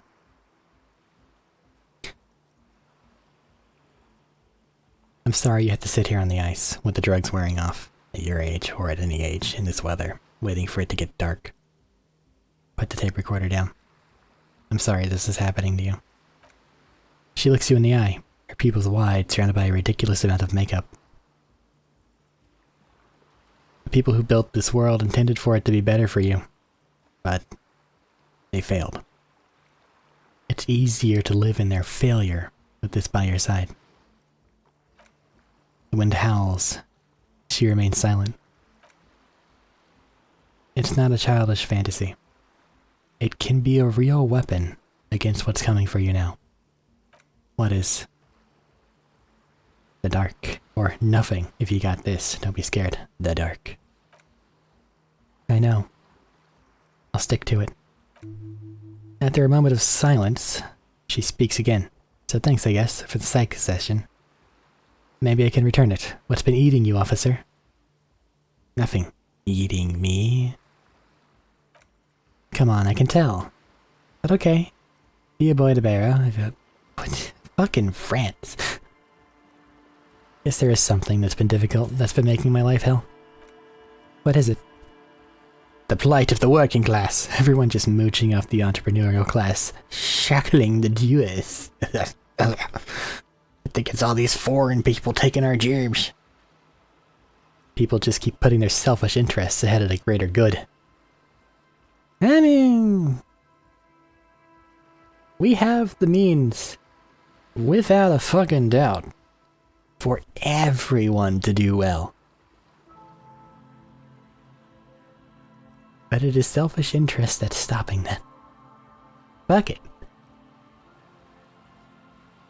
This is actually anti a lot of people I know, so I don't want to pick these options. Just on the fucking off chance they look at this. But 100%. If we would just shut the fuck up and work together. Actually help everyone, not just let a few fucking destroy everything for everyone else. Everyone could have so much opportunity. No, really. Yeah, no one understands that sometimes you have to make sacrifices for the sake of progress. It's all very distressing. So the thing that's eating you is the slow pace of social progress. Don't get me wrong, I'm all for slow and steady progress. I wish people would be a little more reasonable as well. No, that's probably not it, is it? Yeah, pretty sure. I had some questions about something else entirely. Sure. This music place you've been planning in the church? It's supposed to become like a club for some hypnotic dance music, like that new style of synthesizer stuff they play at the Elysium. Except that, yeah, she looks at the old wooden church up on the poles. As a mean wind comes bellowing in, the 6-story structure lets out a doleful shriek. So you want to turn the church into a club? I know. It's not my idea. Andre and the boys found the place. It was supposed to be deserted, but now they can't even take it. Don't get me wrong, but you're cops, right? Why do you ask? Okay, well, maybe you could talk to Andre and the guys, because there are some strange things going on in that church. If you're police, you should look into it, right? I'll talk to them. They're inside that thing there. It would be cool if you did. Was there something else? Did you put the padlock on the church? No. No? Not really, no. So this isn't yours? It's Noid's. Why'd this Noid person put a padlock on the church door? To keep more weirdos from getting in. Fucking Martinez. Sorry. It's got the worst weirdos. If you get around to it, ask Andre about them, he'll tell you. Enough about the church then. That's it for now. Bye. The Jamrock Shuffle. In a way, yes, you are treasure hunting. Most officers from Precinct 41 do what is called the Jamrock Shuffle, cracking open containers. Most of them are from Jamrock or Coal City, the poorest parts of Revachol, that also overlap with the network of royal catacombs called Le Royaume, just beneath the streets. As children, you would all go underground, hoping to find treasure, and come back with a rat's tail or a used needle. That playful curiosity must still be in you. Who knows, maybe one day the Orbe de Montagne, the Holy Scepter, and the Cocaine Skull will all be yours. Find better loot and lock stuff. Hooray! 1729. Tent's just cut tarpaulin fabric covering a pile of stuff. Flaps open, inside 3 young men are listening to some new form of music. It's like nothing you've ever heard. Come on! Get in and close the flap behind you. The warm stuff's getting out. Safe to assume that this is their leader, or at least he thinks he is. Sorry, we barely have room for one. You go ahead. I'm too old for this. I'm actually not, he thinks. I just dislike delinquents. I'm sure you will feel right at home. I'll keep watch.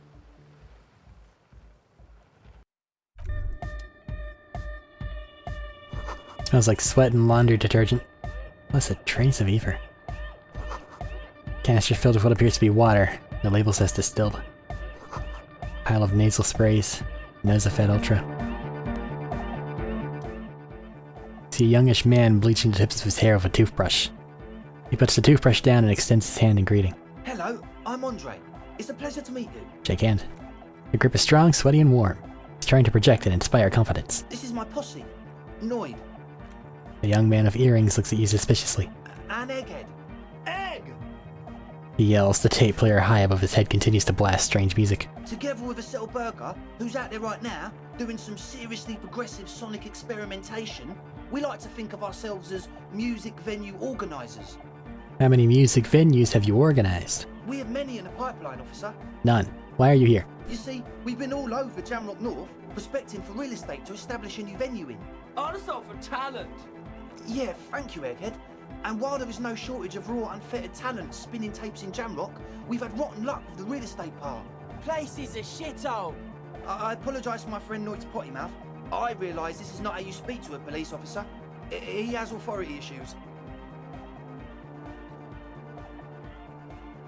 Was there something you wanted? Your friend Estelle said there was a problem with the church. Oh, so you've met her? Good. Yeah, it's a matter of occupied ecclesiastical property. I bet you've noticed the derelict hive of narcomania on the coast. An attempt to pander to your perceived conservative sensibilities. No person his age would ever use the word like narcomania with a straight face. Don't fall for it. Enough histrionics. What are you talking about? I'm talking about the church. And I'm not exaggerating. Even a place of spiritual refuge can become a magnet for all sorts of dopeheads and burnouts if left unattended. Dopeheads! Burnouts! He angrily spits on a screw, then starts cleaning it. Well, I'm sad to say, that's exactly what happened. Sad because we were just about to put Martinez on the map with one of the maddest dance clubs in Jamrock. Nah, strike that. In Revachol. Strike that! The vote! That's the right attitude, buddy. And sadder yet, because the dopeheads and burnouts hold up in there are the worst kind. He leans back a little, watching you with a steady, serious gaze, letting you imagine just how bad those dopeheads and burnouts really are. Good, this calls for an opinion. You're an expert in those. I won't stand for narcomaniacs of any kind. No narcomaniacs on my watch. Shake your head gravely. I feel like you may be laying this on a bit thick. What's really so bad about these dopeheads and burnouts? They're spooky. What do you mean by spooky? I was hoping you would be the judge of that, officer. All I can say is, their spookiness is the kind that keeps us from restoring this church into a community centre and a place of spiritual refuge. Also, they don't eat or clean the building. Shit's gonna collapse. People just wanna spin tapes without them spooking it up. Place has bad signs. No one can dance like that. Thank you, Egghead. So you're gonna look into it, right? It should be a police matter. Getting them out. Whatever spooky stuff they're doing, I'm sure it's not what the Ecclesiastes meant their property for. I'll look into it. Tell me more. All right, man. Andre is obviously very happy you took him seriously. The whole tent is. The boys exchange giddy looks. The son told me Noid put the padlock on the door. Why? I did ask Noid to install a measure against more drift as wandering in. It's a temporary fix, just something to contain the situation. I had to do it in a hurry. Not my best work, but it should hold for a while. I would like the key. Of course, Noid gave the officer the key. Alright. The speed freak dips into his belt pack and produces a yellow key. He then makes a sudden, cool, infused move, tossing it in your general direction. Close my eyes, press the button. Catch it! Success! You sense the trajectory of the little piece of metal and plastic. The object makes a small ringing sound as it approaches. Just the tiniest chime to your left. Catch it. The key is in your palm. The speed freak nods to you approvingly. Thanks, man. Play it cool. The speed freak nods. A respectful nod. You prove something here. Yes! How long have those people been locked in there? Not long. A week, maybe? How can you be sure they haven't starved to death? Super sure they're alive. I mean, come on, at least 90%. 85. Somewhere in the ruinous past that led you here, there was something called exams. You may have learned the term involuntary manslaughter there. 85% is not good enough when you're dealing with another person's physical well-being. I'm sorry. Sorry too. I guess it wasn't very hardcore of us to just lock him in like that. Me too. I shouldn't have that kind of power over another person, not the one with the violence monopoly here. You are. I'm glad that key is out of my hands. Right. Sure, man. Tell us what you want to do next. I feel like cutting off the beard has given this character so much power. Like you would think that the chops and shit were the power. But everything has not gone shit poor since we got rid of it. Like seriously, the RNG has been better.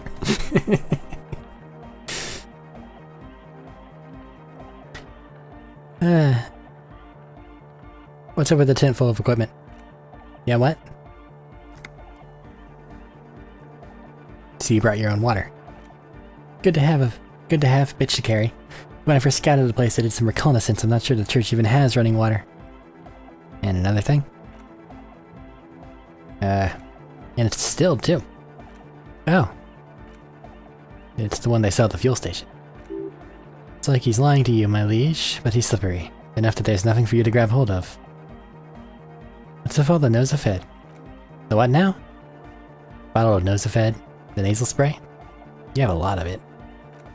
Oh, the old yeah. It's like an actor looking for a souffle for his line. I have a major sinus infection. Stuffy nose, we all do. Shit's all blasted up winter. Can't even breathe. Sound okay to me. Yeah. That's all Nosafed's doing. Without the nose, I'd be drowning. Nosafed's a good shit. On to the next thing. Reeks of sweat, though. It does. But I also smell ether. Why? I don't smell that. Do you?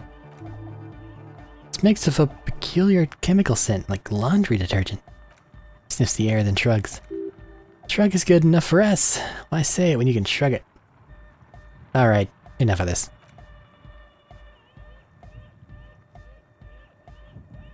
Logic, godly 17%. My logic's a 2. I'm never gonna get it.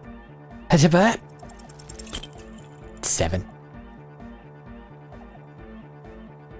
Yeah. Weird. You're an idiot. What exactly are the people inside the church missing some kind of ecclesiastics? Why is my logic so low? Why do I have this tank? The biker cop sunglasses. Because of my boost to empathy. That'll do it. I'm not sitting on a point.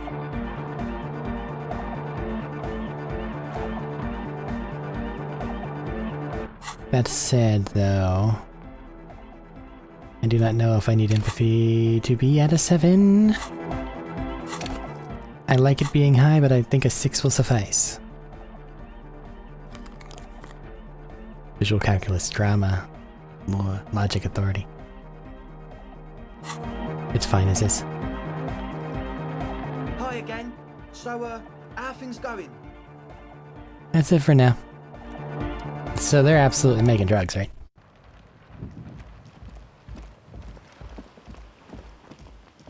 But sure, whatever. Let's just get in the church for now. I won't even break in. Despite my yearning.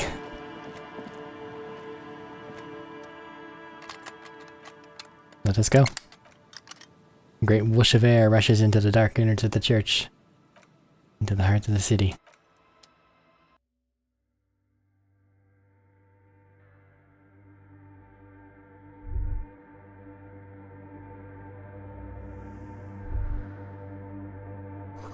A strange stillness fills you as you look ahead. You should walk here, not run.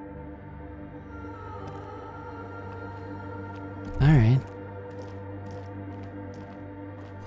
More of the forked lightning pattern you saw outside.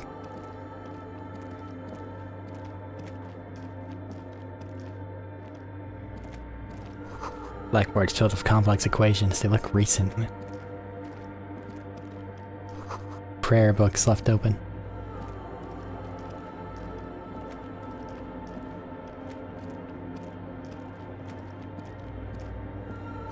grotesque wooden figure looks half finished. Something's up here. Well, there's no corpses.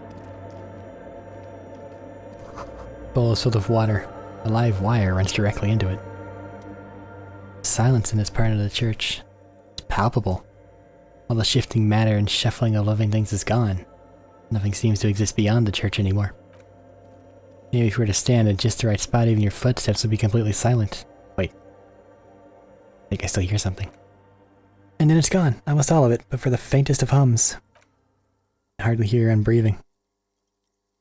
Now be free to clap your hands. Produce a few muffled thumps, after which the silence feels even more total somehow. Yell. Your voice is barely audible. Not the howl, but the softest of whimpers. Turn to Kim, what's happening? The lieutenant points to his ears and shakes his head. Then he leans closer.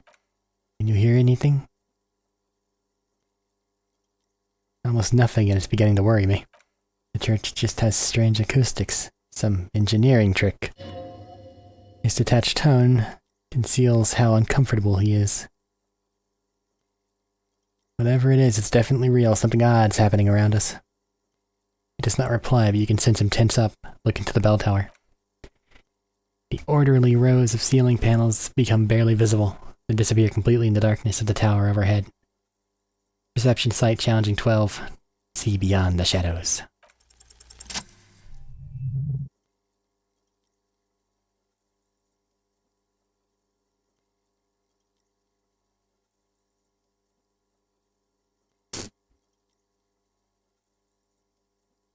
It's like there's something moving up there. Shadow has emerged from the tower and it's making its way towards you, through all the other shadows. Follow the shadow's movement.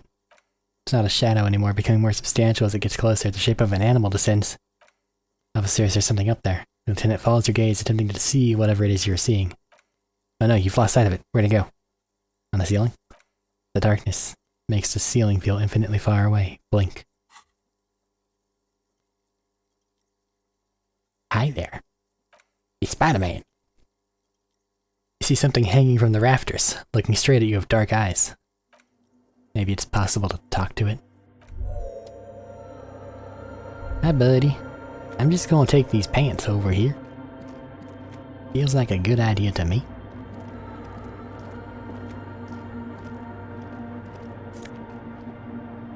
Oh, it's a scarf. A figure drawn in frost in the window depicting a deer. Frost has drawn flowers on the glass, obscuring the view. So you're just kinda there. Hi there, monkey man. He's not very Spider-Man-y. Looking at him now. A spider spun its web around this wood-carved pillar. Spun. It spung.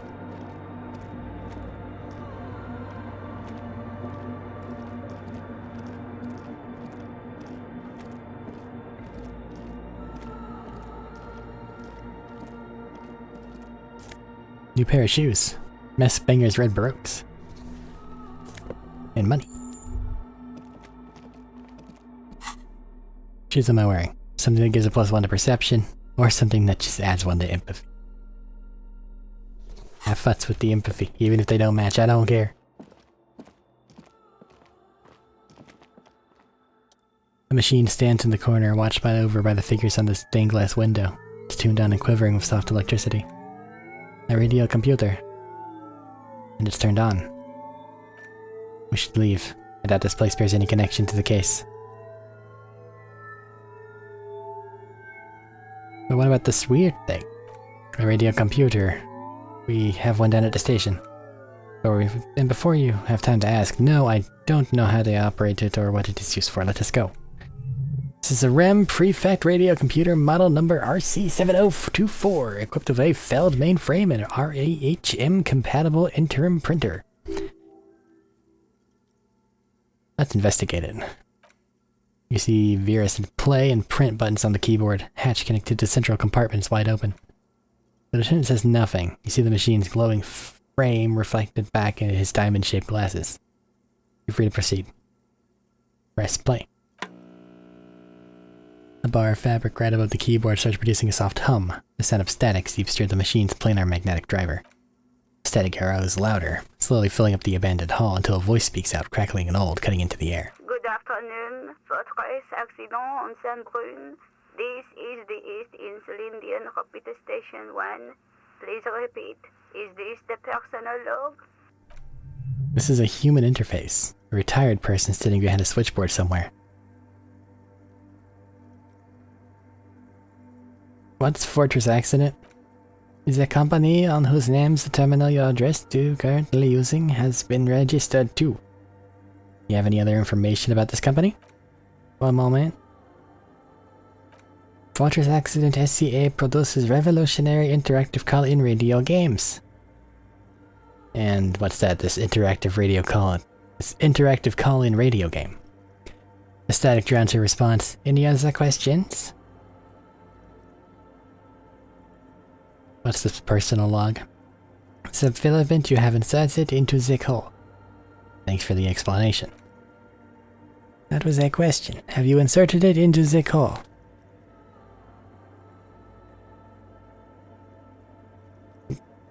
I haven't touched anything. The old lady sighs as a wave of static distorts her voice to a robotic sprawl. You are unsure, could you please take a look? How do I do that? Open the hatch to the compartment. Do not touch the wires. Current is running through it, but the core is safe. So if there is a filament inside, I need to know what it is called. Alright. First, you have to install though, and then you have to call us back. Is there anything else I can do for you meanwhile? Okay. Look inside the compartment. Behind the hatch sits a cube of crisscross-like filaments, smoldering in the dark like fireflies. Silver tape on the side and the black. Silver tape on the side says, in black marker, log February to March. Another filament memory. Press play to talk with the repeater. Press play again. Good afternoon. Fortress accident on Saint-Brun. This is the East Insulindian Repeater Station 1. Please repeat. Is this the personal log? I looked inside the core, but the tape on the filament just said log February to March. Good. Please repeat the password. Let's look around. There's no use trying to guess the answer.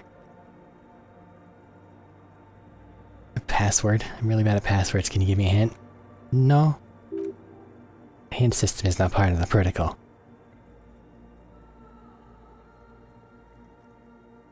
This is the police. Would you like to open this thing, please? I am contractually obligated to protect the privacy of the filament holder of Fortress Accident. Without filing a warrant with Linton, I cannot give you access to this filament. We're not doing that, unless you want to wait for a month. I do not know the password. I will register this login attempt. Hint? Nothing. Interesting. Portable harm unwatched a tape recorder. Someone siphoning electrical current from outside into this antenna. 2 decks of reel-to-reel tape spinning on empty. In white, silver, and apricot frieze, the young mother of humanism stands above you. Crack runs across her body. She's impossibly tall, oval-faced, and sad, dark and radiant majesty. This is her innocence, Dolores Day. Cradled in her arms are a pair of glowing lungs, clearly visible from underneath her flowing dress. You should kneel. No. Cold wind seeps in from the crack in the glass. Snowdrifts cover the floorboards at your feet. Above you feel her multicolored eyes on you, inspecting you. As if under a microscope. No. I'm not your bug. As that bitter thought passes through your head, the lieutenant draws an X-shaped cross from shoulder to shoulder with 3 fingers. I'm not doing that either. Good call. She left us all in the shits. Don't give her a single thing, just stand there in the apricot-colored light of the window, secretly grinding her teeth. The woman smiles her distant smile, unmoved, struck in half by the crack in the glass. Encyclopedia. How did I know this is the mother of humanism? Despite the damage you've done to yourself, the title appears lodged in your hippocampus. This is her innocence, Dolores Day. The innocence of humanism, internationalism, and the welfare state. Perhaps the most famous human being ever to have lived. No amount of Commodore Red can wipe her sad smile from your brain thing. It survived the deluge and haunts you still and will haunt you forever, as it haunts all men. Is there something terrifying about her? Terrifying is a term too emotionally charged for your semantic memory, or what remains of it, but terrifying's a simple word. She was bad for humanity and you shouldn't have started thinking about her. Now, was there something bad about her? I want to know. You already do. Though she's often considered to be the greatest human being ever to live, there was something ominous about her. Constantly surrounded by her therese. She was the most socially secluded and least self-aware of all the innocences. Most modern thinkers would consider her a war criminal for the campaign she waged against the mess state, and then there were the resettlement programs. Huh? The mess state tried to detach itself from the inocentric rural parts of the world were expecting whiplash from accelerating into secularism. Her mandatory education programs and mass resettlement of upstream migrant were problematic as well. Her centers were suppressed by a military force she called the Army of Humanity. She adored chess, but also military war games. Dolores Day often holds a tiny tin soldier between her index finger and thumb. In icons such as this, she was also blonde. The blondest woman you have ever seen, with green eyes, the colors of the prismatic mare interact. Little is known of her Marquis husband. It's as if he vanished from history after completing his role, which was to introduce her to court. In conclusion, there is something lonely, paranoid, and even terrifying that people seldom mention but feel when they think of her. Lieutenant Lafriter, you've stood there for over 5 minutes. The lieutenant's calm voice echoes in the cold air of the church. What are you thinking of, if I may ask?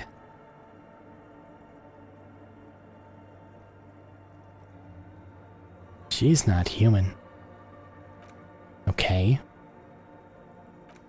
The church, the coast in general, we shouldn't linger here. This isn't a good place to be lost in. We should conclude our business and move on. 28% visual calculus. Watch up! Fair enough. Alright, strange ceiling man, what do you want?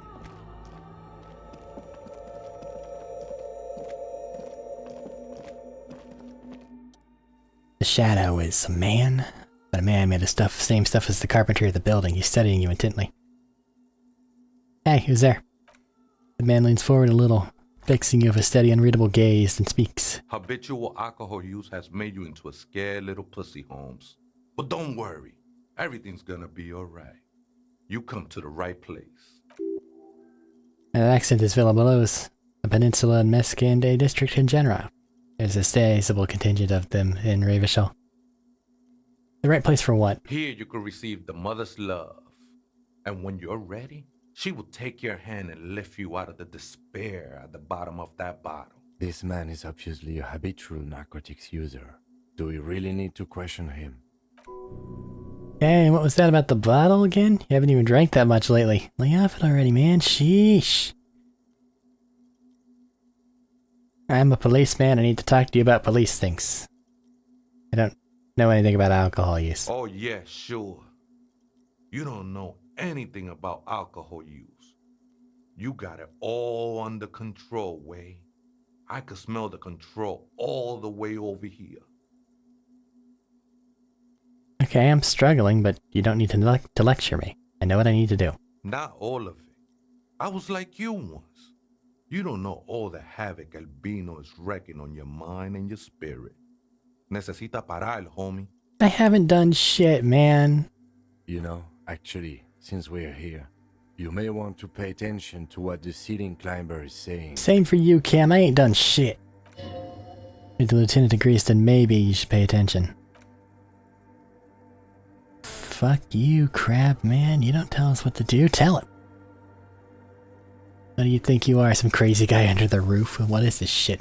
Like all central to my identity. I wouldn't drink. This is stupid. I don't know what this is. It's all well and good, but we need to talk about the unlicensed occupation of ecclesiastic property. Yeah, sure, whatever. You have a point. Don't trust me. Trust the mother. I'm only the messenger, Holmes. This is the Church of the Mother of Silence. You are welcome here. He sways gently on the beams, waiting for you to take it all in. This Mother of Silence sounds like a serious player. You might want to be careful until you find out who you're dealing with. Did you just climb down from the church tower? You're a human, you aren't moving like one. He chuckles. I'm at least in part, Holmes, until the Mother's love burns away the cruel distinctions of the body. At least you are one. Glad you're feeling more comfortable. First timers are always nervous. Okay, other questions. I was thinking since he was so high up, we could, you know, talk to him about shit he might have saw from the highest building in the area, 'cause that's what churches normally are. What are you doing here? Special place, there's a preparation in the world up there, a way out into nothingness. Church is built around it for the purpose of veneration. A circle it nurtured by the silence bestowed by the mother. One of these days I'll be pure enough to drink from it directly. These yours? Show him the scarf and shoes you found lying around. I think they were, a long time ago. He looks at the red clothing items in your hand. Had to shed them like skins to get closer to the center.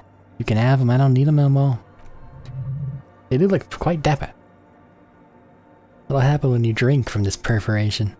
I'll be incinerated, but not destroyed. Finally one with the state of the world before reality began. Right, other questions. You know where the other spooker is put to the strange machines around you? Other spooker? Oh, es a vegeta, muy estudiados. Donoms. So there is another person living in the church? And it's a Vegeta? No, I just call her Vegeta because of her clothes. She's actually quite young. Or maybe not that young, age is just one of the many masks we wear. What if it's Ruby? Did it ever seem to you like she was hiding here from something? The lieutenant seems to be thinking the same. He takes out his little notebook. You mean like a fugitive? He glances at the... Everyone's French. He glances at the abandoned radio computer on the other side of the nave, pulsing with light. Then he shakes his head. No man, quite the opposite. I don't think she cares much about authority or anything else for that matter. Maybe only for machines. I see. And where is she now? I told you I don't know. How do you not know that when you both live here? Don't really follow her comings and goings. Just see her tapping on her computer now and then. We got different interests. So you got nothing else to tell me? How she looks, what she does, who is she? Afraid not, eh? You just have to wait until she comes back. Oh, he shrugs. Or search through her radio computer. Have you by chance heard her say the password to her computer? Too many times, you need it for something? Surveys are a good way to fish for personal information, especially in the name of public safety. Doing a survey of passwords and passcodes to identify regional trends.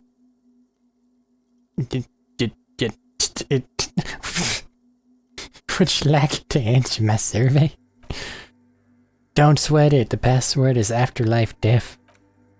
What do you think of that? Some ravers want to turn this place into a nightclub. The ones in the tent outside, I think they're scared of me.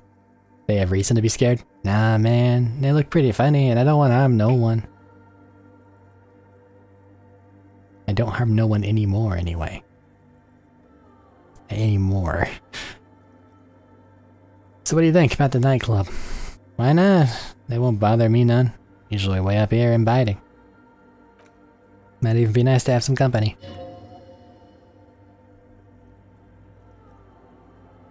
Okay then, thanks. And then he skitters away. Interesting conversation. However, I'm not sure whether we'll find her a suspect here. Well, we have the password to her computer. So at the very least, we can see what the hell's going on with that. It's got something weird up at the top of the building though that I don't like. Hey, her innocence to Dolores Day like little figurines, right? Like holding the little men between her fingers. What? You have the headless fallen rider, right? You should give it to her, win her back. Sure. So very, very, very nifty.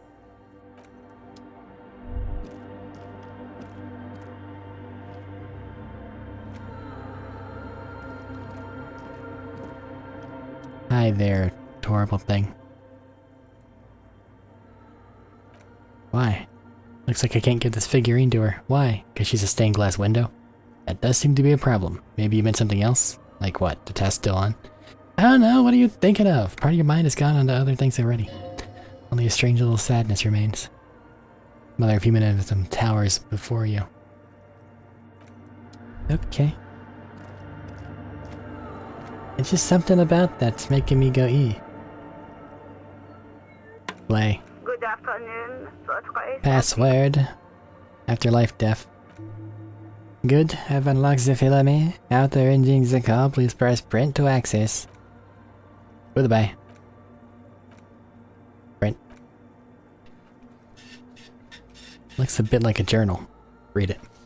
First entry made on the 4th of February 51 by an unknown author is short and concise. Arrived at the church, the door was boarded up so I used a crowbar to get inside. Looks like the place has been deserted. Nothing out of the ordinary, but I'll ask around to figure out how to get the electricity in. The lieutenant leans closer, scouring the printout over your shoulder. Just as you finish reading, he looks up, muttering under his breath. 4th of February. It's over a month ago. Whoever set up those machines has been here for quite a while. Read the second entry. 6th February, had a little chat with the local fisherman, said I shouldn't go near that place, that the church was spooky and ridden with narcotics. It's a little spooky, still haven't figured out the electricity. And one of the spookers themselves says it's unnerving. Third entry. 7th February, finally got the electricity in. Next on the agenda, a new antenna. I'm thinking Esker series, something advanced. Why would she need an antenna? Why would anyone need any of this equipment here? He steps on a wire running on the ground, inspecting it with his boot. 4th. 8th February, brought the antenna. Had some problems setting it up. Called Simo for help. Heard the others are back to making art. Drinking somewhere out of town. Susala started a rock band again. Lexia's been asking money from strangers. But at least the artists have their act together. They're qualified labor. They can get work anywhere. Graphic design ads. The programmers are doing fine too. I mean, the programmers. The writers, though, are fucked. I just have to find out what caused that data loss and be done with it. Still don't understand how it managed to wipe out the backup when the backup wasn't even connected to the front. Yeah, I know. Everyone thinks it's impossible. They say I must be lying, but I'm here to set it right. Data loss? Seems like something to do with the radio computers. Unfortunately, I don't know enough about them to understand what the offer is saying. Think about the backup of data getting destroyed and how everyone thought it was the offer's fault. Let's just keep reading. Lexi, who are all these people? Her friends and colleagues? She must be quite educated if she knows how to set up all this machinery. 12th February, bought some food from the grocery store. Oh dear, we're at 2 hours. Apparently there's a strike going on in the harbor. Definitely not happy to see the Martinez people again. Everything's now set up in the church. Gonna start working tomorrow at 8. Strike. We're nearing the date of the murder. Keep reading. I'm interested now. I want to know what the radio anomaly that set this person here in the first place. I've been sending data up to Lintel for a while now, trying to recreate the data loss, but nothing. Didn't even feel like logging into disappointment, but I did discover a curious audio-spatial anomaly at the back of the church. I named it the Swallow, because it swallows sound. Need to get some mics. Is she talking about... He nods towards his right, toward the silence. Read the 7th entry. 28th. Yep, first recording confirmed that the shallow is real, and I'm not just losing my mind. It's a pillar of silence with a diameter of approximately 3 meters. Seems like the higher I go, the less I record. This might be a coincidence, or it could be connected to the data loss that led me here. Pillar of silence. She is talking about it. Is she suggesting it's more than just an architectural quirk? But what could it be? Look at the water basins behind you.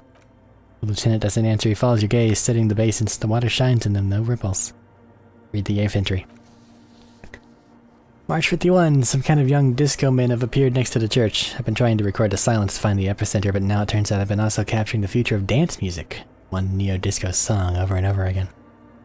Fortunately, the song is so monotonous I was able to devise an algorithm to factor it out.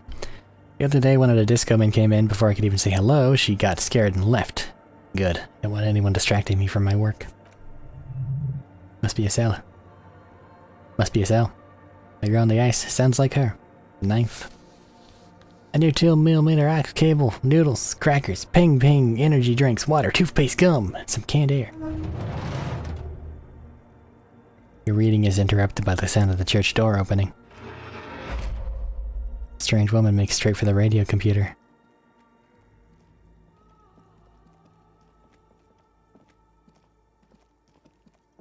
Where the fuck is Ruby? Breaking into my radio computer, I see. She glares at you. She holds down the off button for several seconds. The machine reboots. I do apologize for the intrusion, madame. We are with the RCN, you see. We're looking for a suspect in a murder investigation. We thought they might be hiding here. No one's hiding here. She barely looks up from the keyboard. You hear the machine whir back to life. It's just me and my computer, and it has been this way for weeks. Now please give me some room. I need 2 seconds to see that you haven't destroyed anything. We should talk to her after she has rebooted the machine. Sorry this episode's long. But oh well.